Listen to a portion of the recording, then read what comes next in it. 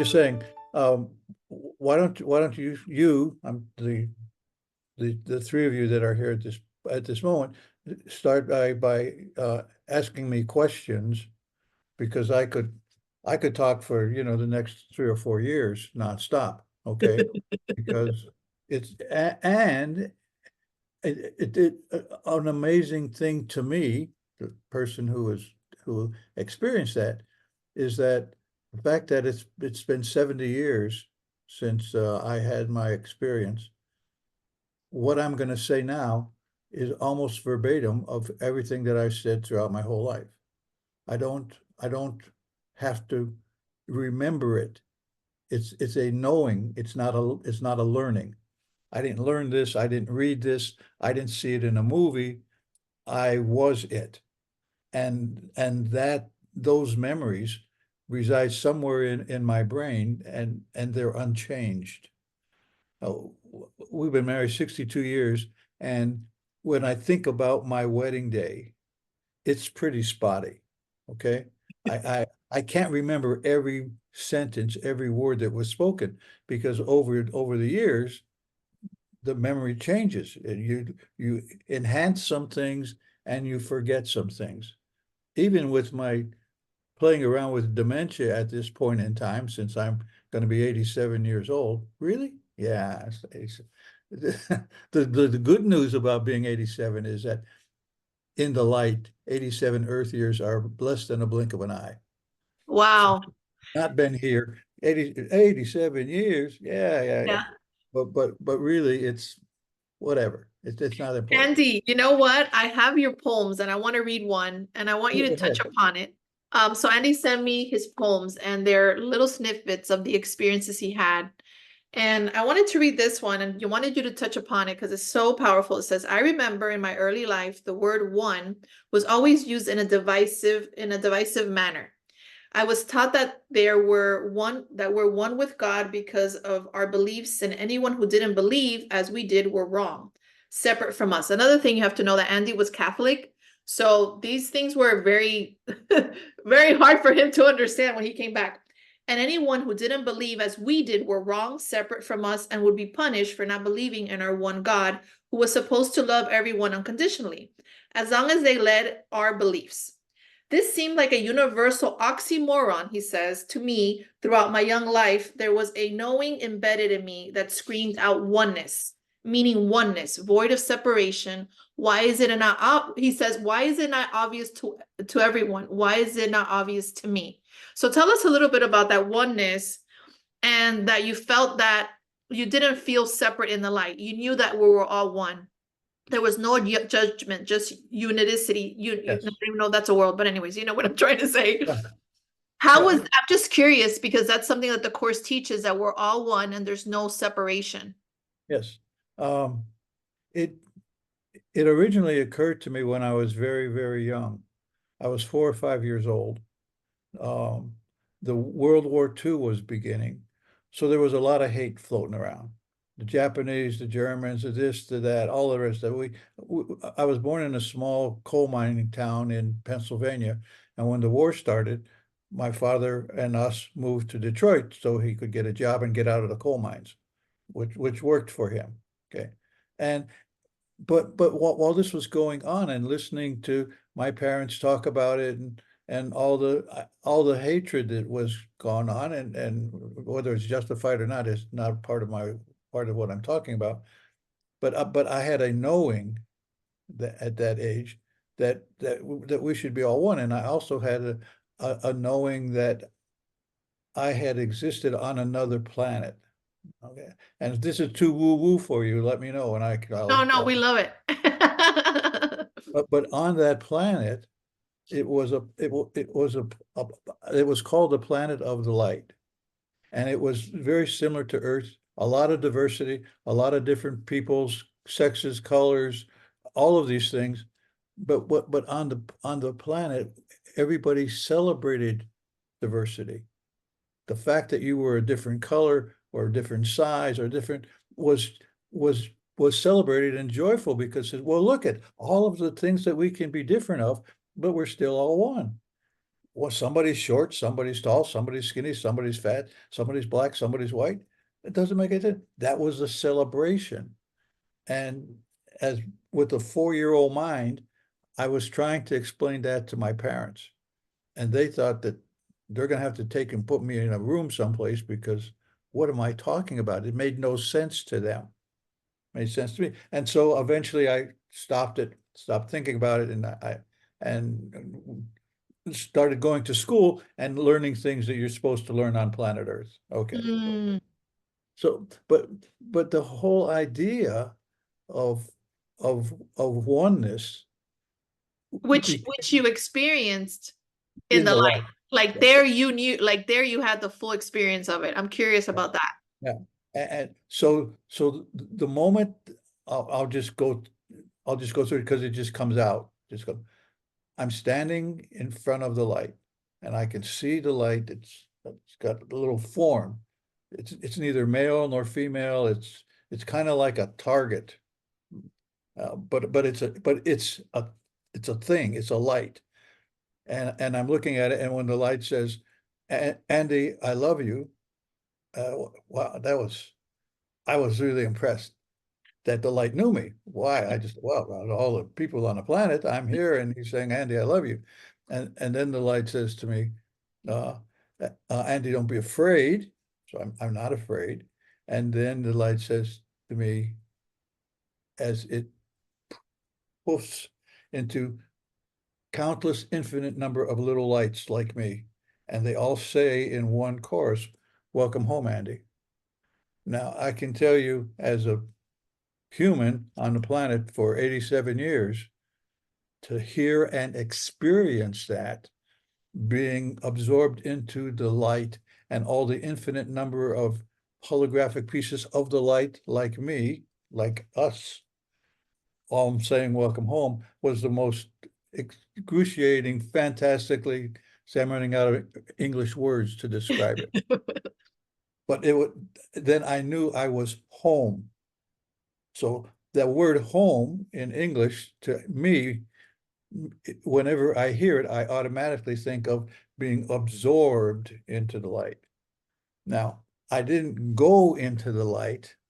I was absorbed into the light. And by absorbed, I mean, I'll just use the only example that I could think of this thing. But if I have a big bowl of water in front of me, and there's some sugar in a bowl next to me, and I take a spoonful of sugar out and I put it in the water and spin it around. Okay. And I've done finishing spinach. So the question I have for myself, okay, Andy, you were absorbed into the light. Take a spoonful of water out and look at it. Where's Andy? There. Where's the light? There.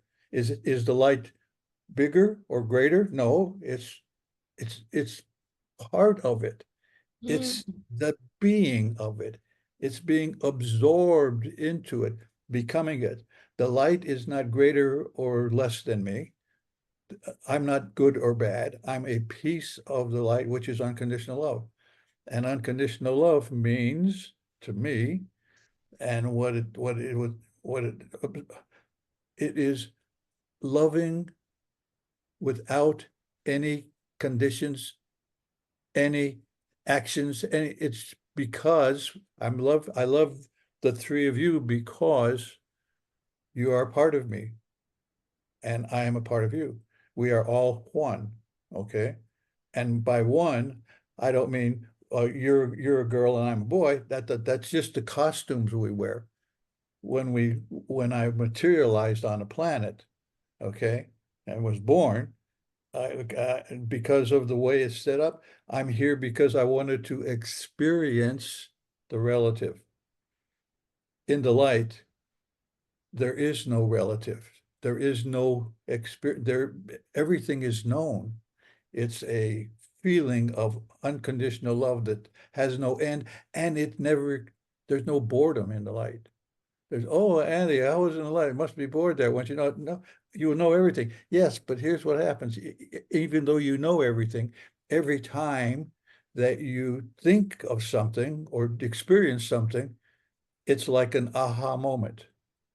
Mm, No, I spent my life on the planet doing aha moments a lot.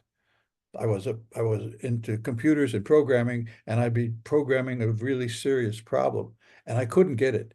And days would go by, and I'm starting to panic because I have to solve it, and I don't know, I can't get it to work. And so, and then one night I wake up at 3 o'clock in the morning and aha, I got it. Grab a piece of paper, write it all down, take it into work the next morning, and it works. Well, how did that happen?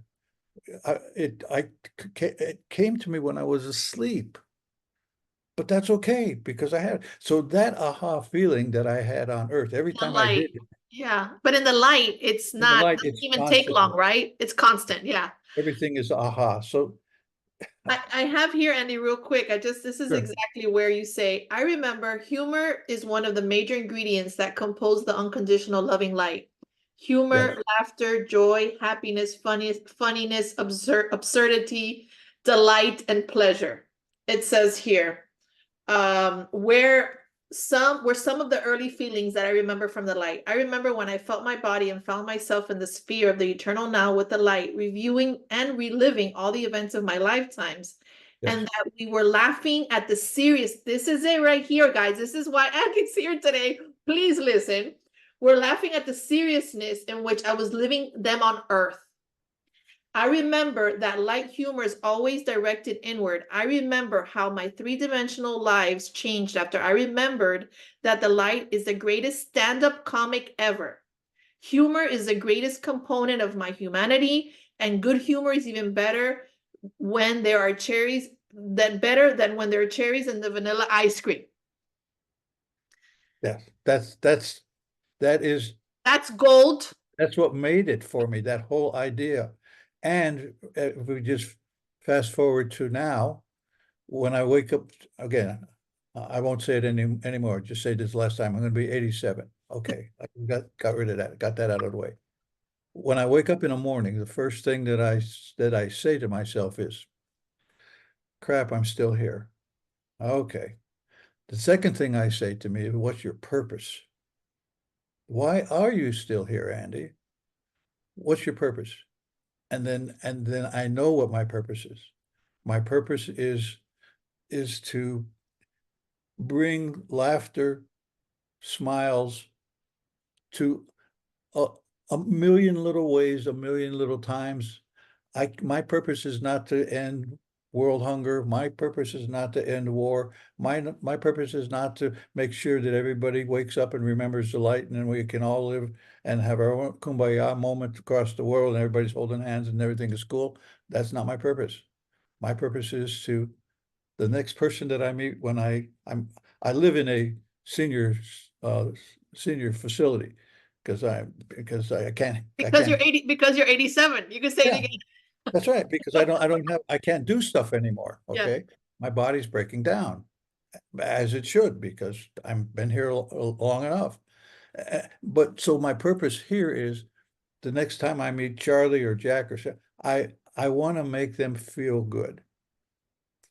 I just wanted to smile. I'll do silly things because it makes people laugh. They're laughing at me. In the light, humor is always directed inward, not outward. It's not funny when it happens to somebody else. It's only funny when it happens to me. So that allows me to spread my humor and make people feel better than they did a minute before I got there. So it see it here's my what's your point, Andy? My point is it's not complicated. It doesn't require a Vatican library of 10,000 volumes of writings to figure out why are you here? We're here to experience the relative. We're here to experience hot and cold, short and tall, laughter and sadness, tears, crying, all of these things that we can't experience in the light because everything's known.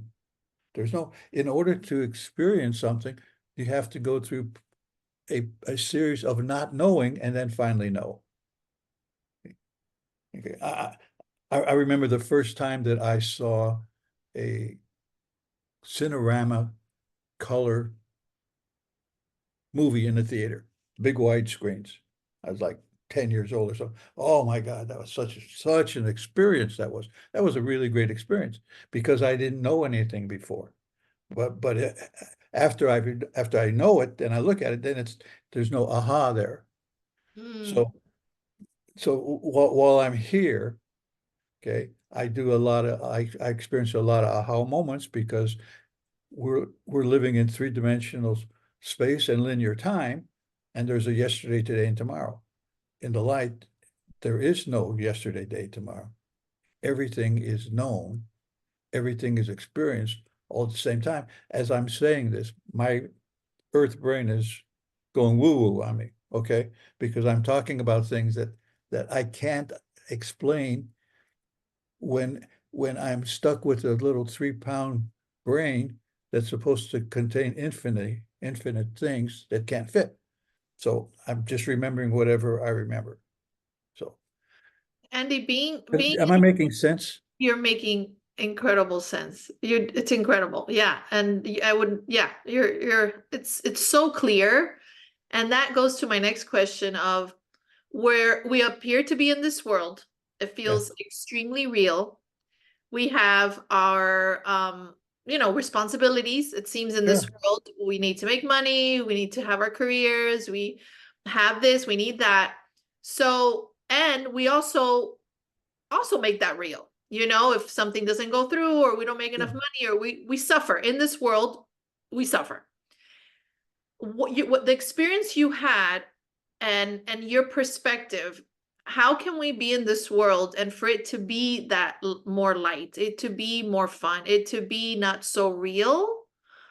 I know that you've already given us some tips by the purpose is gratitude, the purpose is spreading your joy, the purpose is, being kind, right? Is that it? Or you have any other insights for us on not making this world? I always say this world is cuckoo, Andy, and we Yeah, think it is. a lot of caca thoughts. And I know it's the ego, and I know you talk about the ego too, which I want to talk about, but go ahead. Yeah. So when I'm looking at what occurs in my life, I have another quick experience I want to tell you. Please. I woke up in the middle of the night, uh, and I I had a dream about this guy named Rick who I worked with, and we were really close friends, and then we separated and we got angry, and he cost me a lot of money and I lost a lot of money, and I hated the guy. I thought that's a really terrible thing to do after how close we were. And I had a dream about him. And when I woke up in a dream, I heard this voice in my head say to me, Andy, you're really upset right now because of your dream. And so the light said to me, how is it, how do you think Rick feels? And I'm talking in my brain again. And I said, well, probably he doesn't even know what's going on. He has a different view of it. He doesn't think he did anything wrong. But you're sure he did something wrong? Yes, I'm sure. He said, well, by hating him causes you to spend a lot of energy, wasted energy that doesn't have any value to you. And it doesn't cost him nothing. Why are you doing that? Why don't you just let it go, forgive him, not condone what he did? We're not saying you did right, but you're not never going to do that again. You're never going to think about him in a negative way again because it serves no purpose. Don't forget, Andy, he's a part of you. He's just a different version of Andy, whose name is Rick, who's living a different lifestyle than you're living. Okay, so I said, all right, okay, I forgive Rick, and can I go back to sleep? And so, just a minute. What about this? What about what happened to Johnny? Remember when you were in the first grade? First grade? Yeah, remember? Oh, yeah, he's the guy that I had to pay 5 cents a week, otherwise he would beat me up. Oh, yeah, and you just spent most of your life really upset about that, right? Did you ever forgive him for that? No. Well, do that. I was up for about 3 hours, and and forgave everybody that I could think of that did something that caused me to feel ill will toward them. And I want to tell you, when I let go of the last person, it was like I bumped the ceiling. It was a personal, wonderful awakening that inside of me, I had no hatred, no negative feelings for anyone that I ever met and people that I met. I, I if when I get cut off on the freeway, and instead of getting really all upset and angry, hey, I didn't condone that, but it's such a great way to feel to actually get rid of hate and anger you have towards anyone. Forgive them, not condoning what they're doing. That's not what it is. It's about me and my ability to love everybody regardless of what they do to me. Now, that doesn't mean if somebody's going to come running after me with a knife, I'm going to just sit there and say, let them go. That's not the point. But the point is, once it's over, how do you feel about that? And my life has been so great because I don't there's no negativity in me. And if there's no negativity in me, it's hard for me to be a negative person Mm-hmm. because I don't have anything in there. Mm-hmm.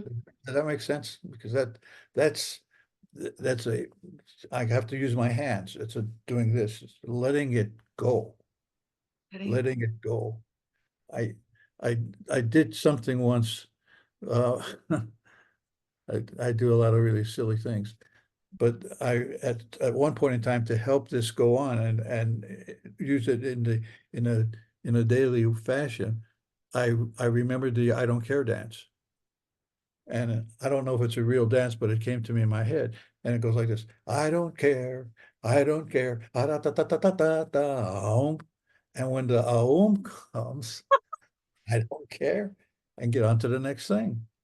So, and when I did that with the light, that the light likes to do that because it don't care in the right way. I don't care. I'm not going to let whatever happens make me uh, black and muddy on the inside. Mm-hmm. When Yep. I was doing my life review, and Yes. Tell us about that because I know that it was telling you you made some things matter. You made yeah, this matter too much, Andy. Yeah, I'm curious about that. and he would the life would be he was like next to me, not a he. The life is not a it's not a he or a she. It's just the light. Just like I'm not a he or she. I mean he on a planet, but in the light I'm Andy. Okay. Look at that. Look what you're doing. You got so angry at that. Remember, yes, and look, you're driving down the freeway and whenever I did a light review, like I'm doing a light review of this, okay? Because everything I've ever done is in the sphere of the now.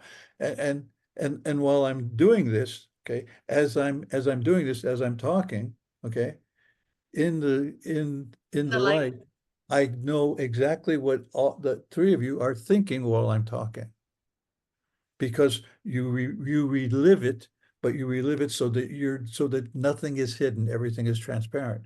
So then I'm saying, oh well, yeah, that makes sense now. I got in a fight with my brother.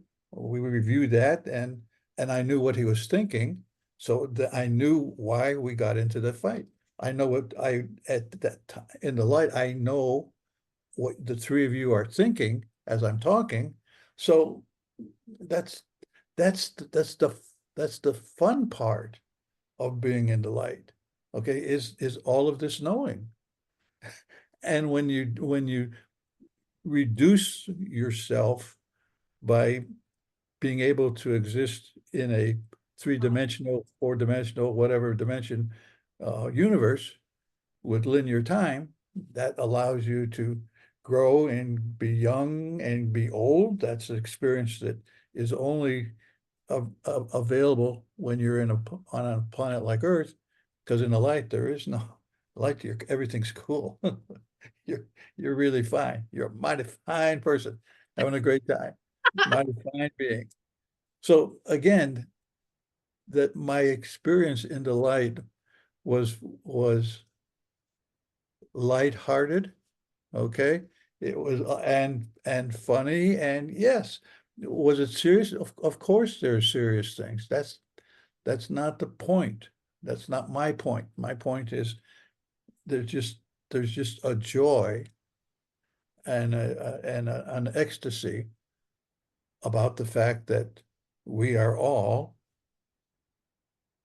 one, filled with joy and unconditional love, which means I love you unconditionally. That's all the people that I reviewed during my dream sequence, and I accepted them as a piece of me, and therefore I forgave them anything that would have caused me to be angry and upset, and that just went away. That one. Andy, And I have two questions for you go more. ahead. And when I'm done with these questions, I'm going to open it up to the group, Sure. if they have anything to share. But one of my questions is, before I go into my last question that I have in my mind, as it's aligned to the monthly theme, Living in Joy, that we're doing, I wanted to ask you about the light. So can we, because I feel we have access to that light here on Earth, can we have that knowledge in the light on Earth? For instance, I'm talking to my husband. He, all of a sudden, we're arguing about something, or something